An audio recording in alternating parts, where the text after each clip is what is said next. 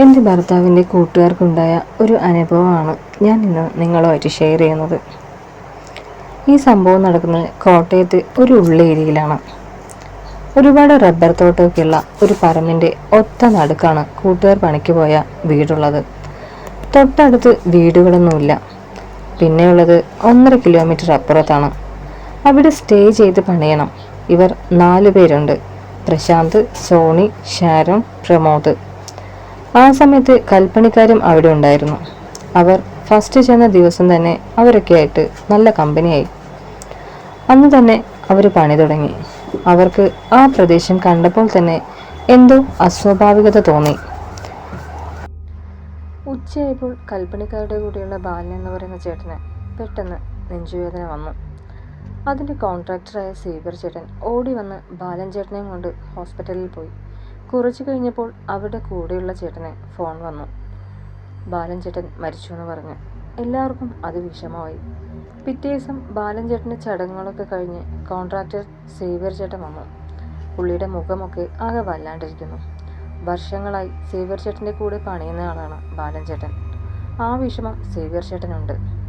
ഉച്ചയായപ്പോൾ Xavier ചേട്ടനും പെട്ടെന്നൊരു നെഞ്ചുവേദന. എല്ലാവരും കൂടി സേവ്യർ ചേട്ടനെ എടുത്ത് ആശുപത്രിയിലേക്ക് ഓടി. പക്ഷേ രക്ഷിക്കാനായില്ല.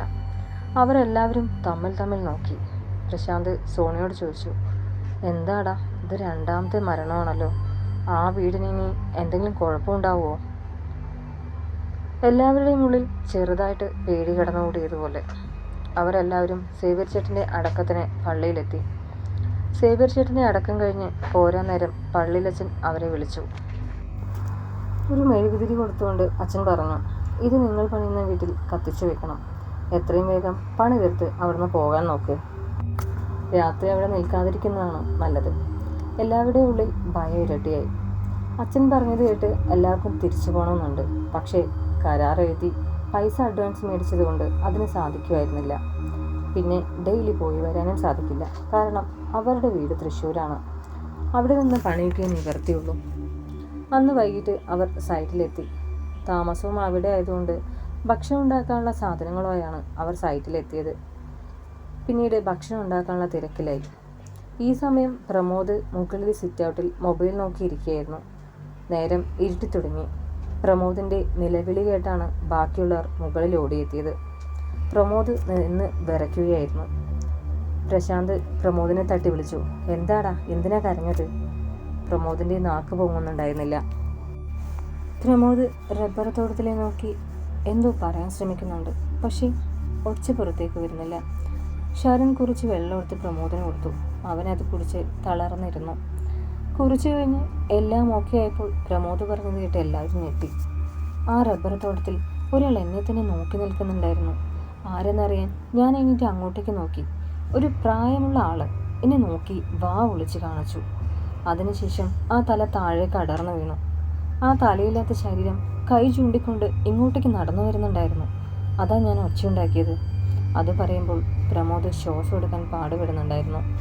ഇത് കേട്ട് പ്രശാന്ത് സോണിയോട് ചോദിച്ചു, പള്ളിയിൽ ചെന്ന മെഴുകുതിരി എന്തിയടാ?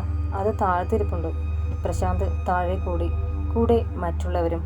അവർ വേഗം അതെടുത്ത് കത്തിച്ചു. ഈ സമയം പുറത്ത് പട്ടികൾ കൂട്ടത്തോടെ ഓരിയിടുന്നുണ്ടായിരുന്നു. എല്ലാവരും എന്തു പറയണമെന്നറിയാതെ മുഖത്തോട് മുഖം നോക്കി. നേരത്തെ ഭക്ഷണം കഴിച്ച് കിടന്നുവെങ്കിലും ആർക്കും ഉറക്കം വരുന്നുണ്ടായിരുന്നില്ല. ഈ സമയത്ത് ഷാരോണ് മൂത്രമൊഴിക്കാൻ കിട്ടി. കുറച്ച് സമയമൊക്കെ പിടിച്ചു കിടന്നു. പക്ഷേ പറ്റുന്നുണ്ടായിരുന്നില്ല. ഷാരോൺ എണീറ്റ് എല്ലാവരെയും വിളിച്ചു, എനിക്ക് മൂത്രമൊഴിക്കാൻ പോകണം, നിങ്ങളെല്ലാവരും എൻ്റെ കൂടെ ഒന്ന് വാ. ഇതേ അവസ്ഥ തന്നെയായിരുന്നു എല്ലാവർക്കും. അവർ എണീറ്റ് പുറത്തേക്ക് നടന്നു. പ്രശാന്ത് അച്ഛൻ കൊടുത്ത മെഴുകുതി എടുക്കാൻ മറന്നില്ല. അവർ 4 പേരും വീടിൻ്റെ പുറകുവശത്ത് പോയി മൂത്രമൊഴിക്കാൻ നിന്നു. ഈ സമയത്ത് അങ്ങ് ദൂരെ പഴയ പെട്രോൾ മാക്സും കത്തിച്ച് ആരോ നടക്കുന്നു. അത് കണ്ടോ? പ്രമോദ് എല്ലാവരുടെയും പുറകിലായി നിന്നു. അവർ നോക്കുന്ന സമയത്ത് ആ പെട്രോൾ മാക്സ് അങ്ങോട്ടും ഇങ്ങോട്ടും സ്പീഡിൽ ഓടിക്കൊണ്ടിരിക്കുന്നു. ഇത് കണ്ട് 4 പേരും അകത്തേക്ക് ഓടി. എങ്ങനെയൊക്കെയോ നേരം വെളുപ്പിച്ചു എന്ന് പറയാം. പിറ്റേ ദിവസം വർക്കിൻ്റെ ഇടയിൽ എല്ലാവരുടെയും ചർച്ച ഇതായിരുന്നു, എങ്ങനെയെങ്കിലും ഇവിടുത്തെ വർക്ക് തീർത്ത് പോകണം. കാരണം ഇരുട്ടായാലും എല്ലാവർക്കും പേടിയാണ്. അന്ന് വളരെ വൈകിയാണ് അവർ വർക്ക് നിർത്തിയത്. ബാത്റൂം വീടിൻ്റെ പുറകുവശത്ത് റബ്ബർ തോട്ടത്തിനോട് ചേർന്നാണ് കെട്ടിയിരിക്കുന്നത്. ബ്ലാക്ക് ഷീറ്റ് കൊണ്ട് മറച്ച ബാത്റൂം. ഷാരോൺ കുളിക്കാനായി ബാത്റൂമിലേക്ക് പോയി. കൂട്ടിന് സോണയുണ്ടായിരുന്നു. ഷാരോൺ സോണയോട് പറഞ്ഞു, നീ പോകല്ലേ, ഞാൻ കുളിച്ചു കഴിയുന്നവരെ ഇവിടെ തന്നെ ഉണ്ടാകണം. അതും പറഞ്ഞ് ഷാരോൺ ബാത്റൂമിലേക്ക് ചെന്നു. അതിൻ്റെ ഡോറായിട്ട് ഷീറ്റ് തന്നെയാണ് താഴേക്ക് കെട്ടിയിട്ടേക്കുന്നത്. ഷാരോൺ ചെന്ന് ഷീറ്റ് പൊക്കിയതും നിലവിളിച്ചുകൊണ്ട് സോണിയുടെ അടുത്തേക്ക് ഓടി വന്നു. എന്താടാ എന്താ? അതിൻ്റെ ഉള്ളിൽ ആളിരിക്കുന്നു. ഇത് പറഞ്ഞ് അങ്ങോട്ട് നോക്കിയ സമയത്ത് ആ ഷീറ്റ് ആരോ പൊക്കിയതുപോലെ തനിയെ പൊങ്ങി. അവർ പേടിച്ച് വീടിൻ്റെ ഉള്ളിലേക്ക് ചെന്നു. പിന്നീടുള്ള കുളി അവർ പുറത്താക്കി. പിറ്റേ ദിവസം അവിടെ മരപ്പണിക്കാർ വന്നു. അതുകൊണ്ട് അവർക്ക് കുറച്ചുകൂടി ധൈര്യമായി.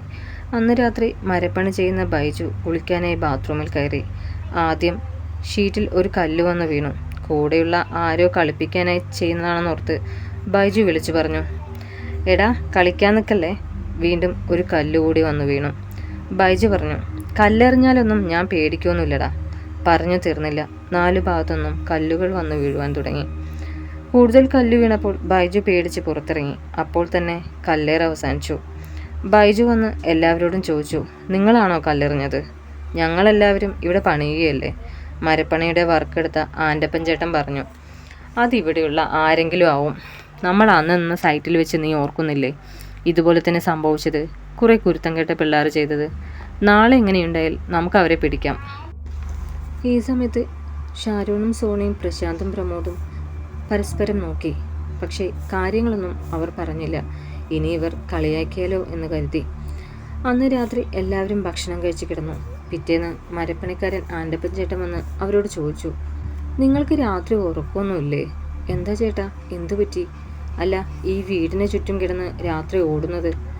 വീടിന് ചുറ്റും ബേബി മെറ്റൽ ഇട്ടിട്ടുണ്ട്. അതിലൂടെ ഓടുന്ന സൗണ്ടാണ് അവർ കേട്ടത്. അവർ പറഞ്ഞു, ചേട്ടാ അത് ഞങ്ങളല്ല. ഇത്രയും ദിവസം അവിടെ നടന്ന കാര്യങ്ങൾ അവർക്ക് പറഞ്ഞു കൊടുത്തു. ഇത് കേട്ട ആൻ്റപ്പച്ചേട്ടൻ ആകെ തരിച്ചിരുന്നു. ബാക്കിയുള്ളവരുടെ കാര്യം പിന്നെ പറയേണ്ടതില്ലല്ലോ. അതേ അവസ്ഥ. പിന്നീട് അവർ എങ്ങനെയൊക്കെയോ പണികൾ തീർത്ത് അവിടെ നിന്നും എത്രയും പെട്ടെന്ന് ഇറങ്ങാനായി റെഡിയായി. ഈ സമയത്ത് പ്രശാന്താണ് അത് ശ്രദ്ധിച്ചത്. മെഴുകുതിരി ഇത്രയും ദിവസം കത്തിച്ചിട്ടും 1/4 ഭാഗം മാത്രമേ തീർന്നിട്ടുണ്ടായിരുന്നുള്ളൂ. പ്രശാന്ത് ആ മെഴുകുതിരി എടുത്ത് ആൻ്റപ്പച്ചേട്ടൻ്റെ കയ്യിൽ കൊടുത്തു. കാര്യങ്ങൾ പറഞ്ഞു. ഈ മെഴുകുതിരി കത്തിച്ചു വെച്ചത് കൊണ്ടാണെന്ന് തോന്നുന്നു ഈ വീടിൻ്റെ ഉള്ളിലേക്ക് ശല്യമില്ലാതിരുന്നത്. ഇത് രാത്രിയാവുമ്പോൾ കത്തിക്ക്. അതും പറഞ്ഞ് അവർ അവിടെ നിന്നിറങ്ങി. ആ പ്രദേശം കഴിഞ്ഞപ്പോൾ എല്ലാവർക്കും സമാധാനമായി. ആ ഒരു ആശ്വാസം എല്ലാവരുടെയും ഉള്ളിലുണ്ടായിരുന്നു.